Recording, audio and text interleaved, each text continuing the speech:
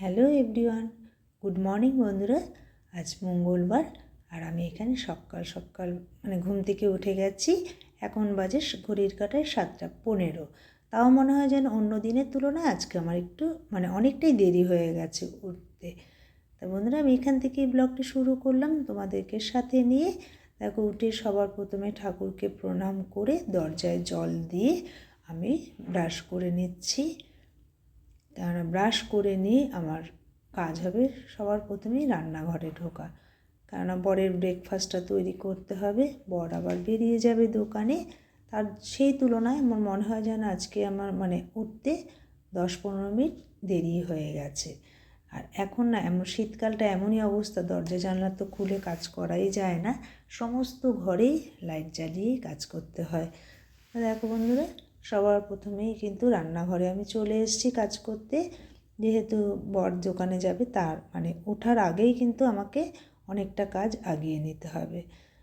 দেখো, প্রত্যেক দিন রাত্রিবেলা আমি একদম রান্নাঘরটাকে সব সময় একদম পরিপাটি করে পরিষ্কার করে রাখি, যাতে পরদিন সকালে উঠে আমার দেখতে না হয় যে নোংরা আছে ঘরের কোথাও।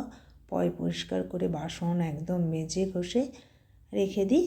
দেখো, জলটাও ঝরে গেছে, আমি বাসনগুলোকে ঢুকিয়ে দিলাম ভেতরে।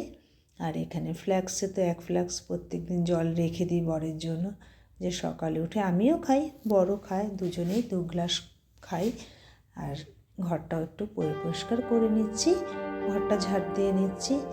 আর গ্যাস ওভেনগুলো একটু মুছে নেব। ওগুলো একদম পরিষ্কারই থাকে আর কোনো অসুবিধাও হয় না। সবসময় আমি চেষ্টা করি ঘর দুয়ারগুলোকে একদম পরিষ্কার করে পরিপাটি করে রাখার জন্য। দেখবে যে রান্নাঘর কেন, যে কোনো ঘরই পরিষ্কার থাকলে কিন্তু দেখতেও ভীষণই ভালো লাগে। আর এখন তো এমনিও এতটাই ঠান্ডা পড়েছে, দেখবে শীত পড়লেও মনে হয় যেন শীত না, শীতকালে শীত পড়লো না, আমরা সব সময় তাই বলি। আবার শীত পড়লেও তখন যেন এতই জ্বালা হয়। কেন বলো তো? এই যে আমাদের যেহেতু বেশিরভাগ অংশটাই তো আমাদের জল ঘাটতে হয়, রান্নাঘরে বাসন মাজা, যেহেতু একা হাতের সংসার। তো দেখো বন্ধুরা, কিছুটা বেশ কিছুটা জল আমি গরম করতে বসিয়ে দিয়েছি। ওখান থেকে একটু জল নিয়ে আটাটাও মেখে দিলাম, কারণ এটা আমার প্রত্যেক দিনেরই অভ্যেস যে গরম জল দিয়ে আটাটা মাখি।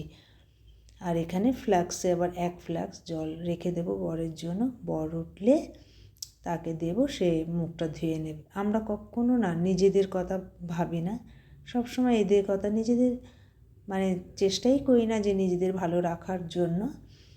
হাউসওয়াইফ হয়ে দেখো, আমরা কিন্তু কখনো জানি আমরা এই সংসারে এত কাজ করছি, পারিশ্রমিক পাবো না, তবুও কিন্তু আমরা সংসারকে ভালোবেসে সংসারে কাজ করে থাকি, তাই না বলো? আমি না, সমস্ত গৃহবধূরাই তাই করে। আর এখানে এখনও বর কিন্তু ঘুম থেকে ওঠেনি। তা ভাবছি যে না, আমি সবজিগুলোকেও কেটে নিই। দেখবা পরপর যদি আমরা সমস্ত কাজ করে নিই না, কোনো কাজের অসুবিধা হয় না। তা আমার সবজি কাটাও হয়ে গেছে আর বরও উঠে গেছে।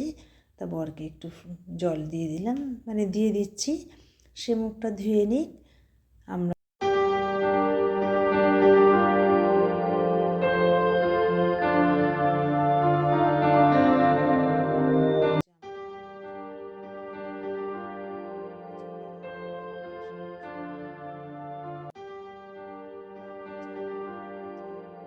এখানে বরকে 1 গ্লাস জল দিয়ে দিলাম, আর চা নিয়ে নিয়েছি আর 2টো বিস্কুট নিয়ে এলাম। কেন বলো তো? আজকে বরেরকে একাই চাটা খেতে হবে। ঠিক ঘড়ির কাঁটায় 8টা বেজে গেছে। বর বললো ওষুধটা দিয়ে যাও। দেখো, সকাল 8টায় ওষুধ চলে, আবার ঠিক রাত 8টায় ওষুধটা একদম নিয়ম করেই খেতে হবে। ওষুধ দিয়ে দিলাম, আর চাও সে খেয়ে নেবে। আর আজকে আমি চাও খাবো না, এমনকি জলটা পর্যন্তও খাবো না। আজকে মঙ্গলবার, আর আমি একটু হনুমান পুজো করতে যাব, যার জন্যই কিচ্ছু খাবো না। তাই বরকে দেখো ব্রেকফাস্ট দিয়ে দিলাম, 2টো রুটি করে দিলাম। আর আগের দিন একটু পায়েস রেখে দিয়েছিলাম 1 বাটি, সে পায়েসটার সাথে দিয়ে দিলাম, সে খেয়ে নেবে। আর দেখো, এখানে মটর ডাল বসিয়েছি, সেটাও সিটি পড়ে গেছে। আর পালং শাক করবো, আজকে নিরামিষই করব, যেহেতু আমি পুজো করতে যাব বলে আমি নিরামিষটাই খাই মঙ্গলবারে। আর এখানে আমার সমস্ত সবজিগুলোকে কেটে নিয়ে নিয়েছি। একটু পালং শাকে বেগুন, শিম, আলু টালু দিয়ে করব, আর একটু শিম আলু চচ্চড়ি আর মটর ডাল করব। আর রাতে ভাবছি কটা রুটি করে নেব, যদি সবজি লাগে তখন আবার দেখা যাবে রাত্রেবেলাটা। তো এখানে আবার কয়েকটা জামা কাপড় ভেজাবো বলে বার করে নিয়েছি। মেয়ের জামা কাপড়গুলো রেখে গেছিলো, আর দুদিন তো আকাশে একটুকু রোদ দেখা যাচ্ছিল না, যার জন্য সেরকম বেশি কাচা ধোয়া করিনি। তা ভাবছি আজকে হয়তো রোদটা উঠবে, তার জন্য বার করে সমস্ত ভিজিয়ে দিলাম। আর এদিকে ঘরটাও মুছে নেব, বালতিতে জলটাও নিয়ে নিলাম। কেন বলতো, রান্নাও বসিয়ে দিয়েছি, রান্না হচ্ছে, আর এদিকে আমি একটার পর একটা সমস্ত কাজ কিন্তু করে নিচ্ছি। কেন এর সাথে সাথে আমাদের কিন্তু চলতে হবে, নইলে কাজও শেষ হবে না। হয়তো দেখা যাবে শুধু রান্নাই হবে আর ঘরের যাবতীয় কাজগুলো সব পড়ে থাকবে। আমাকে তো আবার বেরোতে হবে পুজো করতে, সে মন্দিরে যাব, বাড়ির তো কাছে না, তাও অনেক খানিকটা দূর আছে, বাসে করেই যাব, বাস হোক অটো হোক যে কোনো একটাতে গেলেই হবে। ওখানে আমি মটর ডালটাও নামিয়ে নিলাম সোমবার দিয়ে, আর এখানে পালং শাকটা বসিয়ে দেবো বলে একটু পাঁচফোড়ন সোমবার আর তার সাথে বড়ি দিয়েছি। দেখো পাখিটা প্রত্যেক দিন এসে বসে থাকবে, জানো তো। দুটো করে বিস্কুট দেবো, একটা নিয়ে চলে গেল, আবার পরে এসে সে নিয়ে যাবে সময় মতন।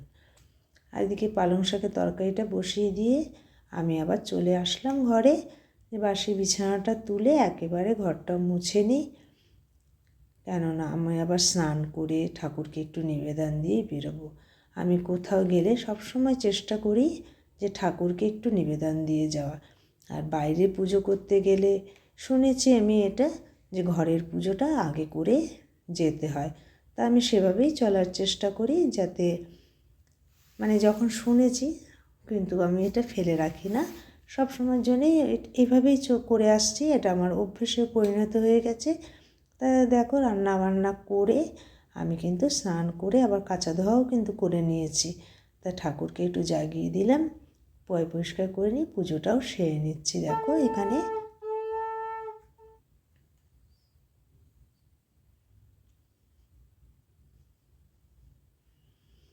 দেখো আজকে কী কী রান্না করেছি। পালং শাকের তরকারি, মটর ডাল আর শিম আলু দিয়ে চচ্চড়ি, এই দিয়ে আমাদের দুপুরে খাওয়া হয়ে যাবে।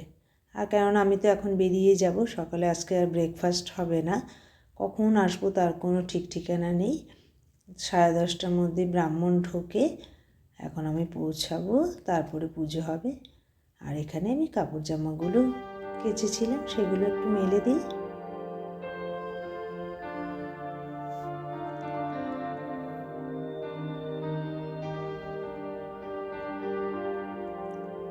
দেখো বন্ধুরা, ঘড়ির কাঁটায় বাজে 10টা। 10টার মধ্যে কিন্তু আমার সমস্ত কাজ কমপ্লিট হয়ে গেছে।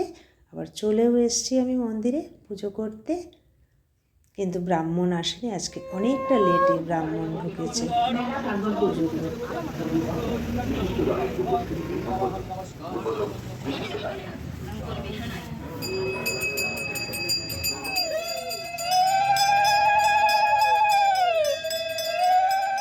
বন্ধুরা আজকে এখানেই রেখে দিলাম, তাহলে টাটা, তোমরা সব